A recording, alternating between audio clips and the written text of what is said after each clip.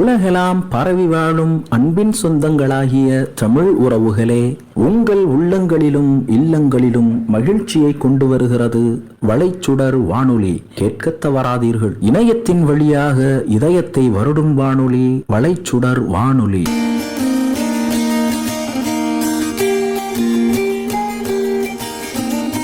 துபாயில தமிழர் உணவகத்தில் நடந்த ஒரு கவிதை நிகழ்ச்சியில நீங்க கலந்துக்கிட்டீங்க. அது சம்பந்தமா சொல்லுங்களேன். அதாவது இவங்க வந்து ஷார்ஜா நண்பர்கள் வந்து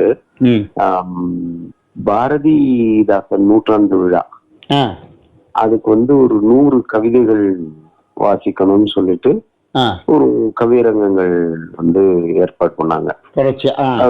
10 கவியரங்கங்கள், 10 கவிஞர்கள், அந்த மாதிரி ஒரு 100 கவிதைகள் நம்ம வந்து கொண்டு வரணும்னு சொல்லிட்டு தொடர்ந்து கவியரங்கங்களா வந்து ஏற்பாடு பண்ணாங்க.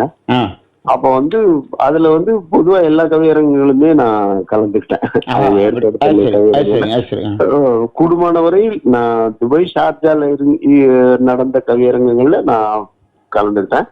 அதுல ஒரு கவியரங்கத்துக்கு வந்து ஆலூர் ஜலால் தலைமை வச்சு நடத்தினாரு. அப்ப அந்த கவியரங்கத்துல வந்து கலந்துக்கிட்டேன். கலந்துட்டது அது ஒரு சிறப்பான அனுபவம். ஏன்னா அப்போ வந்து நாங்கெல்லாம் வந்து சின்ன பசங்க. அப்போ வந்து ஒரு மகத்தான ஒரு கவிதை உலகத்துல இருந்து ஒரு மகத்தான ஆளுமை, ஆலூர் ஜலாலை போன்ற ஒரு ஆளுமை வந்து கவியரங்க தலைவரா இருக்கிறாருன்னும் போது எங்களுக்கெல்லாம் வந்து ரொம்ப உற்சாகமா கலந்துட்டோம். அதுல அந்த கவியரங்கத்துல வந்து மேலும் சில கவிஞர்கள் இருந்துட்டாங்க. சடையன் மண்ணில்லா கவிஞர், ராஜகிரி தாவத் பாஷா, அவருடைய உறவினர் இருப்பாரு அப்துல் கதீம், கவிஞர் அப்துல் கதீம் மர்ஹூம். இப்ப அவர் இல்ல, நம்ம விட்டு சென்று விட்டார். நம்ம விட்டு திரும்பி விட்டார். அந்த அப்துல் கதீம் இந்த மாதிரி ஒரு அங்க இருந்த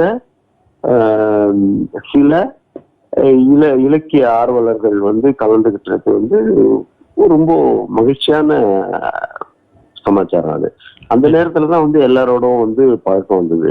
அப்துல் கதீம், சடையனமல்லா, ஜாஃபர் அலி, இவரு எஸ்ஆர் பட்னம் மணி, இப்ப விசே ராமணின்னு சொல்லிட்டு பேஸ்புக்ல பாத்தீங்கன்னா விசிகா அவரு, அப்புறம் ராமானுஜம், மாதிரி பல முருகப்பன், பல தமிழ் ஆர்வலர்கள். அதாவது அந்த அந்த நான் சொல்ற அந்த காலகட்டம் வந்து அதாவது 80களின் இறுதி, 80களின் நடுவுல இருந்தே சொல்லலாம். நம்ம 80களின் தொடக்கத்துல இருந்து அந்த 90கள் வரைக்கும் வந்து இருந்த அந்த தமிழ் ஆர்வலர்கள் எல்லாரோடும் வந்து துபாயில இருக்கும்போது பழக்கம் வந்தது. அது நம்முடைய ஆர்வத்தை வந்து அதிகப்படுத்திட்டு இருந்தது. அவ்வளவுதான். நான் வந்து உங்களை வந்து தமிழ் உணவகத்துல நடந்த ஆலூர் ஜலால் தலைமையில நடந்த கவியரங்கத்துல நீங்க ஒரு கவிதை வாசித்தீங்க. கண்ணகியின் கால் சிலம்பில் கொஞ்சம் வாழ்ந்து காரிகையின் கண்ணசைவில் கொஞ்சம் வீழ்ந்துன்ற அந்த கவிதை ஞாபகம் இருக்குங்களா? கொஞ்சம் சொல்ல முடியுமா? அதாவது மனிதன் வந்து தன்னுடைய நேர் வழிய மாறி போகும் போதெல்லாம் வந்து நான் வந்து அதாவது தர்மம் வந்து பாடுற மாதிரி, நியாயம் வந்து அந்த தன்னை பற்றி பாடுற மாதிரி. அது எப்படின்னா, கண்ணகியின் காட்சிலம்பில் கொஞ்சம் வாழ்ந்து நடன காரிகையில் கண்ணசைவில் கொஞ்சம் வீழ்ந்து மண்ணுலகில் என்னை மறந்தால் என்னவாகும் என்று மனிதனுக்கு அடிக்கடி நான் பாடம் சொல்வேன். இப்படி வரும் அந்த கவிதை. ஏன்னா அந்த கவிதை நிகழ்ச்சியில நானும் கலந்துகிட்டேன். அப்படியா? நீங்க வந்து தலைப்புகளுக்குள்ளார உங்களை பேச வச்சு அதுல பரிசுகள் கொடுக்கப்பட்டுச்சு. நான் வந்து அப்போ வந்து எனக்கு ஒரு வாய்ப்பு கொடுத்தாங்க பேச சொல்லி. நான் சொன்னேன், நான் வந்து இங்க புலம்பெயர்ந்து வந்த எங்களுடைய வாழ்வியலை பத்தி பேசுறேன்னு. நான் இந்த கவிதையை நான் சொல்றேன், சுமார் 4 வரி. அலைபாயும் கடல் தாண்டி அரபு நாடு வந்தோம், அமைதியற்ற வாழ்வினாலே அல்லல் படுகின்றோம், வேலை வேண்டி பாலை மணலில் பணிகள் செய்கின்ற எங்கள் வாழ்க்கை எல்லோருக்கும் பாடமாக இருக்கும். புத்தகத்தை சுமக்கும் கைகள் பாஸ்போர்ட்டை சுமக்கும், படைத்தோனின் விளையாட்டை பார்த்து உள்ளம் சிரிக்கும், வெற்றிவானில் பறக்க வேண்டி விமானத்தில் பறக்கும் எங்கள் வாழ்க்கை எல்லோருக்கும் பாடமாக இருக்கும்ன்ற தலைப்புல அந்த கவிதை வரும். அது சொல்லி முடிச்சுட்டு அது ஒரு நீண்ட கவிதைன்னு வச்சுக்கோங்களேன். வந்து படித்து வந்திருந்தால் பயன் மிகவே இருக்கிறது, அதை விடுத்து வந்ததனால் இத்துன்பம் நிலைக்கின்றது, இனியாகிலும் தமிழர்களே தொழிற்கல்வி படித்து பயணமாகுவீர், வாழ்வை வளமாக்குவீர் சொல்லி முடிச்சேன். அப்ப பரிசுகள் 1 2 3ன்னு அவங்க எல்லாருக்கும் கொடுத்தாங்க. நீங்க எல்லாம் வாங்கினீங்க பரிசு. அப்ப ஜலால் அண்ணன் எந்திரிச்சு சொன்னாங்க, உங்ககிட்ட ஒரு வேண்டுகோள், சப்ஜெக்டுக்குள்ள இல்லாம இவரு கவிதை வாசிச்சாரு, ஆனா இவரு எதையும் கையில வச்சுக்கிட்டு வாசிக்காம மன உணர்வுகளோட வாசிச்சாரு, தொடர்ச்சியா வாசிச்சாரு, உணர்ச்சி பூர்வமா வாசிச்சாரு, அவருக்கும் நீங்க பரிசு கொடுங்க அப்படின்னாங்க.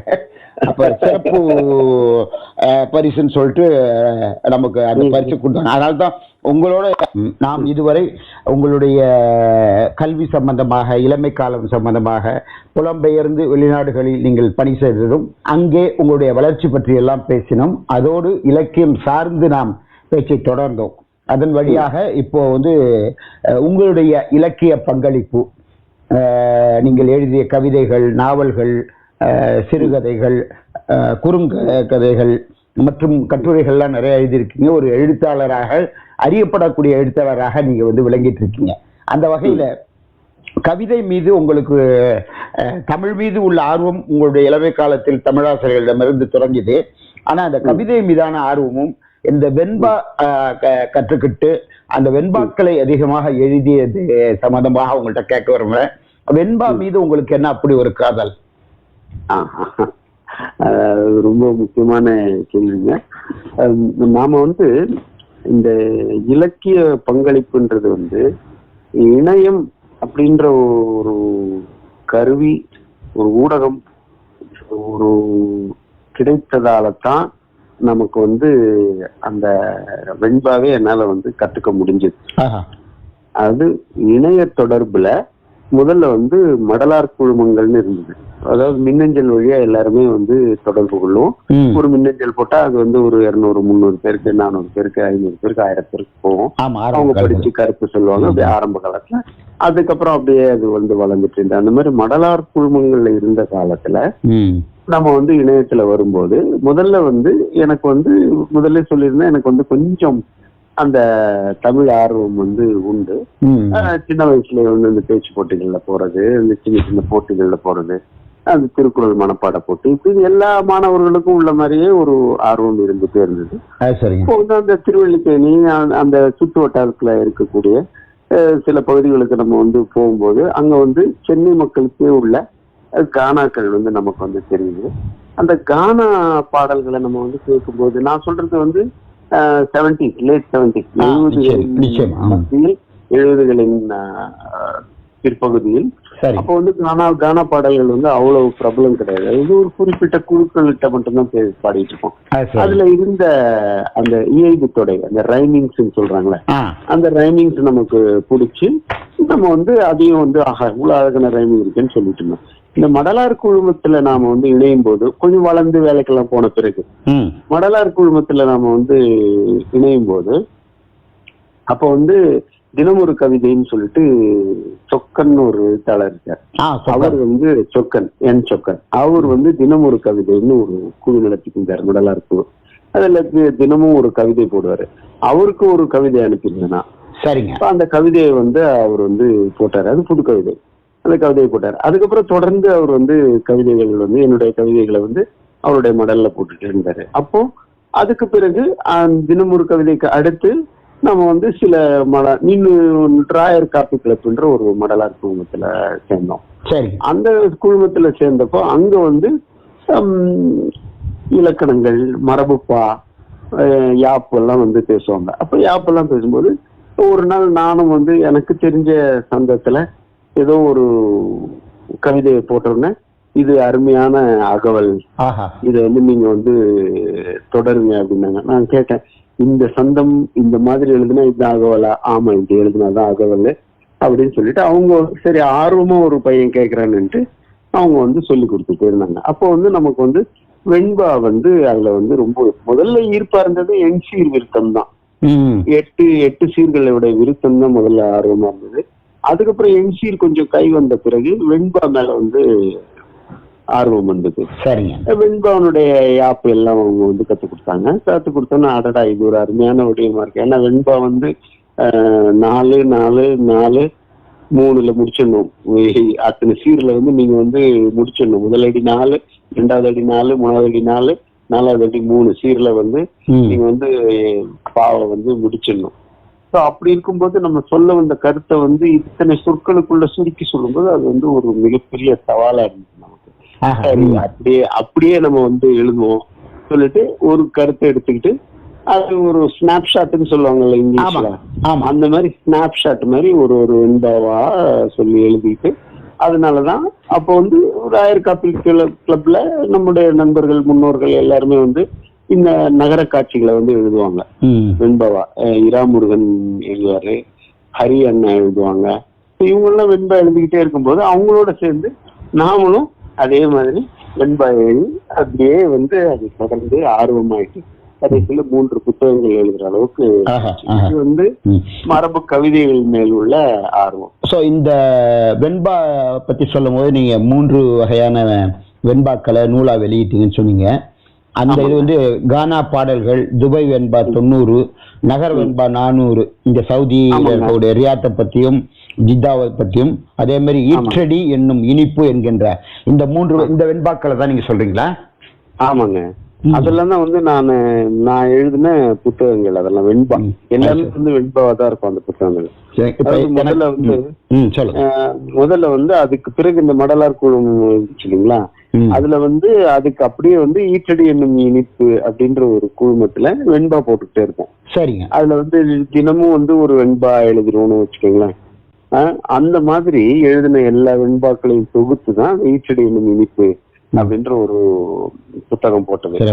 இந்த ராயல் காப்பி கிளப் மடலார் குழுமம் சொன்னீங்களா, அது இன்னும் இணையத்துல இருக்குங்களா? போனா பார்க்க முடியல? இல்ல இப்போ வந்து இல்ல. ஏன்னா அது வந்து அந்த யூனிகோடுக்கு மாறிடுச்சு இல்லையா எல்லாம். ஆமாங்க. இப்போ வந்து அது நீங்க வந்து பாக்குறது வந்து ரொம்ப சிரமம். இப்ப நீங்க வந்து துபாய் வெண்பா, நகர வெண்பா சொன்னீங்களே, இந்த இதுலயும் எனக்கு ஒரு கானா உங்களுக்கு ஞாபகம் இருந்தா உங்களுடைய ஒரு கானா கவிதை ஒன்றும், இந்த துபாய் வெண்பா சவுதி வெண்பால ஏதாவது ஒண்ணு இருந்துச்சுன்னா சொன்னீங்கன்னா அது நேயர்களுக்கு ஆர்வத்தை தூண்டக்கூடியதா இருக்கும். சரிங்க. முதல்ல நான் வந்து உங்களுக்கு வந்து இது சொல்லிடுவேன். நான் வந்து இந்த கானா பத்தி சொல்லிட்டு இருந்தேன் இல்லைங்களா, தாராளமா சொல்ல சரிங்களா?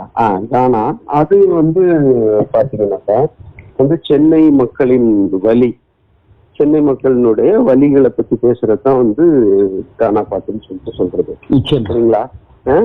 அப்போ அவங்க வந்து அந்த வலி சார்ந்த இது சென்னையினுடைய நகர காட்சிகள், சென்னையினுடைய நகர காட்சிகளும் வந்து அதுல வந்து இருக்கும். இப்போ பாத்தீங்கன்னாக்கா வந்து கிட்டத்தட்ட ஒரு பழைய கானா ஒண்ணு சொன்னீங்கன்னா, கானால முக்கியமானது நான் என்ன சொன்னேன்னாக்கா உங்களுக்கு வந்து இயல்பு இருக்கணும்னு, அதாவது ரைமிங் இருக்கணும்னு சொல்லுங்க. அப்ப அதுல பாத்தீங்கன்னா ஒரு நான் எழுதின ஒரு கானா இருக்கும். அதாவது சென்னையில வந்து பிராட்வேன்னு ஒரு இடம் இருக்கு இல்லைங்களா? ஆமாங்க. பேரு தான் அகல சாலை, ஆனா ரொம்ப குறுகலா. அத வந்து சரி ரைட்டு எழுதுவோம் காணாலன்னு சொல்லிட்டு எழுதுனது என்ன சொல்றோம்னாக்கா, அகல சாலை பேரு கொண்ட குறுகலான சந்து. அகல சாலை பேரு கொண்ட குறுகலான சந்து. இது ஒரு வரி வந்துடுது. இது ஒரு வரி இல்லைங்களா? அதுல ஆட்டோவுல போகாத நீ அவதிப்படுவ நொந்து. ஆட்டோவில போகாத நீ அவதிப்படுவ நொந்து. பகலெல்லாம் ஹார்ன் சத்தம் கீஞ்சுகிறா காது. பகலெல்லாம் ஹார்ன் சத்தம் கீஞ்சுதுடா காது. நைட் ஆனா லைட் இல்ல எதிர வந்தா மோது. நைட் ஆனா லைட் இல்ல எதிர வந்தா மோது. இவ்வளவுதாங்க. அதாவது இது என்னன்னாக்கா, அதாவது அந்த அடித்தட்டு மக்கள் பேசக்கூடிய அந்த வார்த்தையிலேயே அது வந்து பாடல் வந்து அமையும். நான் வந்து என்னுடைய நண்பர்கள்ட்ட பழைய கானாக்கள்ல கேட்ட அனுபவத்துல நான் வந்து சொல்லுவேன், புலமை ஒரு பாடல்ல வந்து தெரிஞ்சதுன்னா அது வந்து கானா கிடையாது. ஏன்னா யதார்த்தத்தை சொல்லக்கூடியதாக இருக்கு. யதார்த்தத்தை சொல்றதுதான் வந்து கானா. அதுதான் வந்து ஒரு உண்மையான கானாவா இருக்க முடியும். இப்ப இதை நான் வந்து இதை வந்து கொஞ்சம் வேகமா சொல்றேன். இப்போ அகலசால தேறு கொண்ட குறுகலான சந்து, அதுல ஆட்டோவில போகாத நீ அவதிப்படுவ நொந்து, பகலெல்லாம் ஹார்ன் சத்தம் பீஞ்சுதுரா காது, நைட் ஆனா லைட் இல்ல எதிர வந்தா மோது சொல்றாங்க. அதாவது இந்த கவிதை எளிமையாக இருக்குது. அதுல புலமை வந்துருச்சுன்னா அது வந்து கானாவா இருக்காதுன்றது என்னுடைய பார்வை. அதன் பிறகு சென்ட்ரல் தேவா போன்றவர்கள் திரைப்படத்துறைக்கு வந்த பிறகு இது வந்து சலோமியா அப்படின்ற பாட்டில இருந்து அவர் தொடங்கியது. உலகம் எல்லாம் அந்த கானாவுக்கு ஒரு அங்கீகாரம் கிடைச்சது போலவும், அதுல மரண கானாவா இருந்த கானா மனிதர்களை மகிழ்விக்கக்கூடிய மாபெரும் கானாவா மாறிடுச்சு அப்படிங்கிறது தான் உண்மையா இருக்கு. நிச்சயமா ரொம்ப அருமையான விஷயம் இந்த கானா சம்பந்தமா. ஏன்னா கானாவே வந்து ஒரு எப்படி வந்து பறை அறிவித்தல், பறை அடிப்பது என்பது சரியில்லாத உண்மை. அதுக்கு கீழ்த்தட்டு மக்கள், தள்ளி வைக்கக்கூடிய மக்களுடைய இது அப்படின்னு இருந்தது மாதிரி கானாவும் இருந்துச்சு. ஆனா இன்னைக்கு பறையும் பிரபலமாகிவிட்டது. அது வந்து அதை வாசிக்கிறதே வந்து ஒரு கௌரவன்ற அளவுக்கு இன்னைக்கு கொண்டு வந்தாங்க. அதே மாதிரி கானாவையும் அந்த அளவுக்கு கொண்டு வந்தாங்க. அப்படித்தானுங்களா? ஆமா, கண்டிப்பா. இப்ப வந்து வெண்பா பத்தி கேட்டிருந்தீங்க. நான் முடிச்சுட்டு வெண்பாக்கு வரேன்னு சொல்லிருந்தேன். அதாவது இந்த துபாய் வெண்பா 90 அது என்னாச்சு, நான் வந்து கொஞ்ச நாள் துபாயில இருப்பேன், கொஞ்ச நாள் சவுதியில இருப்பேன், கொஞ்ச நாள் துபாயில இருப்பேன். இப்படியும் நம்ம பணி மாற்றம் இருந்துகிட்டே இருக்கும் இல்லைங்களா? இப்போ ஒரு நாள் சவுதியில இருந்து பணி மாற்றத்துல துபாய் வழியா மீண்டும் துபாய்க்கு போகும்போது, இப்ப சவுதிக்கு போகும்போது அந்த விமான நிலையத்தினுடைய வளர்ச்சி, அதனுடைய இது நம்ம வந்து அந்த காலத்துல நம்ம வந்து மத்தார் கதீம்ல வந்து இறங்கிருப்போம் இல்லையா? நீங்க துபாயில இருந்ததால உங்களுக்கு மத்தார் கதீம்ன்ற ஓல்டு ஏர்போர்ட், மத்தார் கதீம் அந்த ஒரு ரோடு மட்டும் தான் ரொம்ப வந்து ஒரு நகரம் போல இருக்கும். மீதி உள்ளது எல்லாமே வந்து வளர்ச்சி அடையாத காலமாக இருந்தது 80கள்ல. ஆனா அதன் பிறகு ஷேக் ராஷித் பின் அல் மக்தூம் அவர்களுடைய முன்முயற்சியாலும், அவருடைய மகன் முகமது பின் ராஷித் அல் மக்தூம் அவர்களுடைய சிந்தனையாலும், தொலைநோக்கு சிந்தனையாலும் இன்னைக்கு துபாய்ங்கிறது உலகத்திலே மிகப்பெரிய ஒரு வளர்ச்சி அடைந்த, எல்லா மக்களும் விரும்பி வாழக்கூடிய ஒரு இடமா மாறிடுச்சு பாருங்க. அந்த மகிழ்ச்சியில வந்து நான் வந்து துபாய் வெண்பா 90 அப்படின்னு சொல்லிட்டு துபாய் நகரத்தை பத்தி 90 வெண்பாக்கள் எழுத ஆரம்பிச்சிருங்க. சரிங்க, எழுதுவோன்னு சொல்லிட்டு துபாய் வெண்பா 90ன்னு தலைப்பு வச்சுட்டு 90 வெண்பா எழுதினேன். அதுல வந்து முதல் வெண்பா உங்களுக்காக படிச்சு காட்டுறேன். முதல்ல வந்து வெண்பாவை படிச்சிடுறேன், அப்புறம் வைக்கிறேன். நான் போன தடவை வந்து மெதுவா கானா சொன்னதால அது வந்து கொஞ்சம் சுவாரஸ்யம் இல்லாதது போல் தோணலாம். அதுக்காக இப்ப இதை மாத்தி முயற்சி பண்ணுவோம். முனையம் முதலாக மூளை வரை எங்கும் நினைக்க வியலாது நித்தம் வினையாற்றி நீங்காமல் நின்று நிறையும் வணிகத்தில் தூங்கா நகரம் துபாய். துபாய்னு வராது, இது துபாய்னு சொல்லணும். வெண்பால வரும்போது துபாய்னு சொல்லணும். இல்ல உண்மையிலே அது துபாய் தானே. நம்ம துபாய் வந்து தமிழ்ல சொல்றோம், அது ஆங்கிலத்துல TUBAI போட்டதால நம்ம வந்து அதை வந்து துபாய்ன்னு சொல்றோம். அரபிக் ப்ரொனவுன்சியேஷன் படி துபி தான். குறிலா இருக்க வேண்டியது நெடிலா. ஆமா. அதாவது முனையம்னா டெர்மினல். முனையம் முதலாக டெர்மினல்ல இருந்து, ஏர்போர்ட் டெர்மினல்ல இருந்து முனையம் முதலாக மூளை வரை எங்கும் ஒவ்வொரு மூளை முடுக்கிலையும் நினைக்க இயலாது நித்தம், நினைச்சு கூட பார்க்க முடியாத அளவுக்கு எப்பவுமே நித்தம் வினையாற்றிய செயலாற்றி நீங்காமல் நின்று, அதாவது அதுல தோல்வியே கிடையாது அவங்களுக்கு. அதுல இருந்து நகர மாட்டாங்க. அவங்களுக்கு வந்து வேலை செஞ்சுக்கிட்டே இருப்பாங்க. துபாயில பாத்துருப்பீங்க. இப்ப 5 டெர்மினல் இருக்குன்னு நினைக்கிறேன் இல்லையா? ஆமா. முதல்ல நம்ம இருக்கும் போதெல்லாம் ஒரு டெர்மினலே சும்மா சின்ன கோண்டு இருக்கும். ஆமா. நீங்காமல் நின்று நிறையும் வணிகத்தில், அது இப்போ தொழில் அதிகமா இருக்கு. தூங்கா நகரம் துபாய் தூங்குறதே இல்ல. ஆமா. இரண்டாவது ஒரு வாட்டி இந்த வெண்பாவை படிச்சேன். முனையம் முதலாக மூளை வரை எங்கும் நினைக்க வியலாது நித்தம் வினையாற்றி நீங்காமல் நின்று நிறையும் வணிகத்தில் தூங்கா நகரம் துபாய். நம்ம வந்து இந்த துபாய் வெண்பா 90 வந்து எழுதணும்.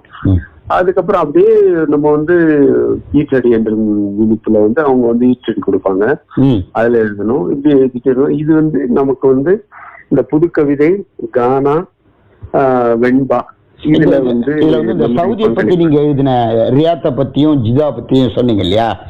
அந்த ரெண்டுக்கும் வந்து உங்களுக்கு வேறுபாடுகள் இருக்கும், அதாவது வேரியேஷன் இருக்கு இல்லைங்களா? ரியாத்து வளர்ச்சி அடைஞ்சது, ஆன்மீக இதா உள்ளது. அந்த இதுல இருக்கக்கூடிய 2 வெண்பாக்கள்ல ஒரு 2 வரியோ 3 வரியோ உங்களுக்கு ஞாபகம் இருக்கக்கூடிய சொன்னீங்கன்னா நல்லா இருக்கும். அதாவதுங்க, அதாவது ரியாத் பாத்தீங்கன்னாக்கா வேகமான நகரம், பாத்திருப்பீங்க இல்லையா? ரியாத் வந்து ரொம்ப வேகமா இருக்கும். ஏன்னா சாலைகள்லாம் ரொம்ப அகலமான சாலைகள், பரந்த சாலைகள், அது வந்து ஒரு ரொம்ப வேகமா இருக்கும். கிங் ஃபஹத் ரோடுல போறோம் நம்ம. இது வந்து ஒரு காட்சி பிடிப்புதான். சரி, முதல்ல வெண்பாவை படிச்சிடுறேன், அதுக்கப்புறம் விளக்குறேன், சரிங்களா? மன்னர் ஃபஹத் சாலை மாற்று வழியாக மின்னல் தெரிப்பாய் மகிழுந்தில் என் நண்ப விண்ணை தொடும் வேக வீச்சு கிளிபிடித்து கண்ணை கவிழ்த்த கணம். அதாவது மன்னர் ஃபஹத் சாலையில ஒருத்தர் வந்து ரொம்ப வேகமா போடுறாரு, அந்த வேகத்தை பார்த்துட்டு பயந்துட்டு நான் வந்து கண்ண மூடிக்கிறேன், அதுதான். சரிங்களா?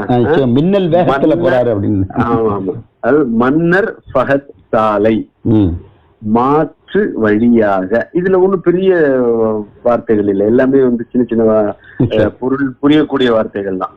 மன்னர் ஃபஹத் சாலை மாற்று வழியாக மின்னல் தெரிப்பாய் மகிழுந்தில் என் நண்ப விண்ணை தொடும்வேக வீச்சில் கிளிபிடித்து கண்ணை கவிழ்த்த கணம். இது நீங்க எளிமையா சொன்னீங்க, ஆனா அதை வந்து ஒவ்வொரு எழுத்துக்களுடைய அந்த 2 வார்த்தை 3 வார்த்தையா பிரிக்கும் போது அதுல நிறைய அர்த்தங்கள் கொண்டதை வந்து ரொம்ப சுருக்கி நீங்க சொல்றீங்க. அருமையா இருக்குது. அதே மாதிரி ஜிதாவை பத்தியே சொல்லுங்க. அதாவது இன்னொன்னு பாத்தீங்கன்னா, இப்ப நம்ம வந்து அங்க வந்து பெட்ரோல் பம்ப் எல்லாம் இருக்கும் இல்லைங்களா? ஆமாங்க. ஜித்தா இது வந்து பொதுவானதுதான், பொதுவான இதுதான். அவங்க கையில வந்து கத்தகத்தையா பணம் வச்சிருப்பாங்க, பாத்திருக்கீங்க? ரைட்டுங்களா? ஆனா அவங்களுக்கு வந்து அதுல ஒரு பைசா கூட சொந்தம் கிடையாது இல்லையா? அப்போ அதுக்கு வந்து ஒரு வெண்பா எழுதிருந்தேன். முதல்ல வெண்பாவை படிச்சிடுறேன், அப்புறம் விளக்கம் சொல்றேன். என் கேட்டு தூம்பிடித்து எண்ணீர் குமிழ் அழுத்தி கண் பார்த்து கெஞ்சலுடன் கைபேசி முன்பார்க்கும் ஒற்றை தனியாளாய் ஓடி முரண்தொடையாய் கற்றை பணம் இருக்கும் கை. இது எப்படின்னா, என் கேட்டு தூம்பிழுத்து, என் கேட்டு தூம்புனாக்கா பைப்பு, எத்தனை லிட்டர் போடணும்னு கேட்டு பைப்பு இழுக்கிறார் அவரு. என் கேட்டு தூம்பிழுத்து எண்ணீர் குமிழ் அழுத்தி, அதாவது அங்க அந்த லிட்டர் வந்து எண்ணீர் குமிழ் அழுத்தி கண் பார்த்து கெஞ்சலுடன் கைபேசி, அதாவது அந்த முதிர் அரபா அது மாதிரி வரவங்க எல்லாம் பார்த்துட்டே தான் போடுவாரு ஒரு பெட்ரோல், பாவமா இருக்கும். முன் பார்க்கும், அதுக்கப்புறமா ஒற்றை தனியாளாய், அவர் ஒருத்தர் தான் இருப்பாரு சில நேரத்துல சில பம்புகள்ல, அந்த ஹைவேல எல்லாம் போகும்போது பாத்திருக்கீங்க. ஒற்றை தனியாளாய் ஓடி முரண்தொடையாய், அதாவது முரண்தொடைனா ஒண்ணுக்கு ஒண்ணு பொருந்தாதது. ஓடி முரண்தொடையாய் கற்றை பணம் இருக்கும் கை. இவரு கையில அவ்வளவு பணம் இருந்தாலுமே இவருக்கு அதனால எந்த பிரயோஜனமே கிடையாது. அதுதான் ஒரு காட்சி, பெட்ரோல் போடுறவனுடைய ஒரு காட்சி. இன்னொரு காட்சி என்னன்னா, நம்ம எல்லாம் விடுமுறையில வந்துட்டு வருவோம். ஆமாங்க. அப்ப ஊர்ல இருந்து எதையாவது பொருள் கொண்டு வருவோம் தின்னத்துக்கு. நிச்சயமா. அது யார் ரூமுக்கு பார்க்க வந்தாலும் அவர் வந்து அதை தின்ட்டு போயிடுவாரு. சரியா? காட்சி இதான் காட்சி. அதுக்கு ஒரு வெண்பா போய் எழுதிருந்தேன். மும்மாத ஓய்வினை முற்றாய் முடித்து வந்தால் இம்மாதிரித்தான் இருந்திடுவார் சும்மாவே, ஆர் வந்து அவர் நலம் இன்றைக்கு கேட்டிடினும் ஊர்பண்டம் உண்பதற்கு உண்டு. என்ன சொல்ல போனா, இப்ப நீங்க சொல்லும் போது ஞாபகம் வருது, நம்ம ஊர்ல இருந்து வந்தோன்னே வகையா வருவாங்க, வந்துட்டு என்னப்பா நல்லா இருக்கேன்னு சொல்லி விசாரிச்சுட்டு என்ன பணியை கொண்டு வந்திருக்க, அப்படின்னு அவர் சாப்பிட்டு முடிச்சுட்டு இன்னும் பேசுறேன்னு சொன்னாரு, பேசாம எனக்கு நேரம் ஆயிடுச்சு நான் கிளம்புறேன் பாரு.